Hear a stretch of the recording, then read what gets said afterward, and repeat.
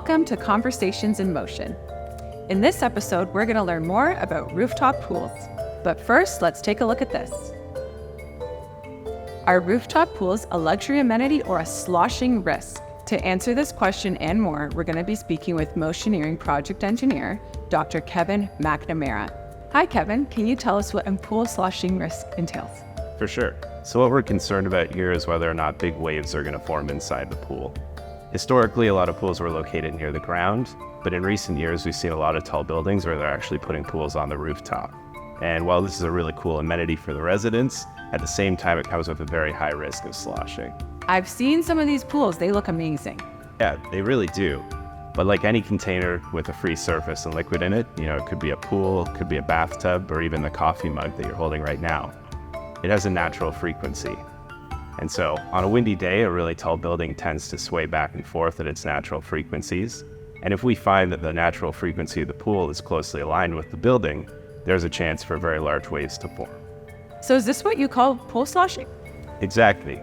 During a particularly significant wind event, waves can grow to such a level that they actually spill outside of the pool every few seconds. Wow, really? Yes, this can actually make the pool unusable on really windy days, and also obviously poses a significant threat for water damage in the surrounding area. So how does Motioneering control the sloshing pool water?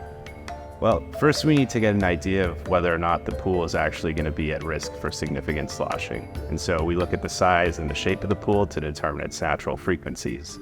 If we find that those natural frequencies are close to those of the building, then we know that there's going to be a very significant chance of really big waves happening.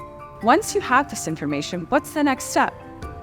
Yeah, so at this point, Motioneering can work with pool designers and building owners to see what we can do to actually redesign the pool to mitigate the risk of sloshing. What if redesigning a pool can't mitigate the issue? It's a good question.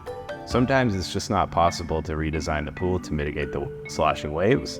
And so in those cases, Motioneering can do a detailed numerical study to figure out exactly how much water is going to slosh out of the pool. On windy days, reducing pool movement to zero is nearly impossible. But by making informed decisions on the size, the shape, and the water depth of the pool, we can help to mitigate the issue. What tools can Motioneering use to assess the wave risk? Our biggest tool is numerical modeling. Over the past 20 years, we've developed several numerical models to study sloshing waters, and we can apply those to the pools. In some cases where we want to get a really refined understanding of the pool, we go to our CFD-based models or even experimental testing to get a finer idea of what's going on with the sloshing. Sounds like assessing the risk is pretty important. It is. With the data we get from our analysis, we can actually determine the quantity of water that's going to overflow from the pool, and that helps pool designers to size the gutters and recirculation systems to make sure that they can capture that water and put it back in. Thanks, Kevin. It sounds like assessing the risk is pretty important. You're welcome, Alicia. Thanks for having me.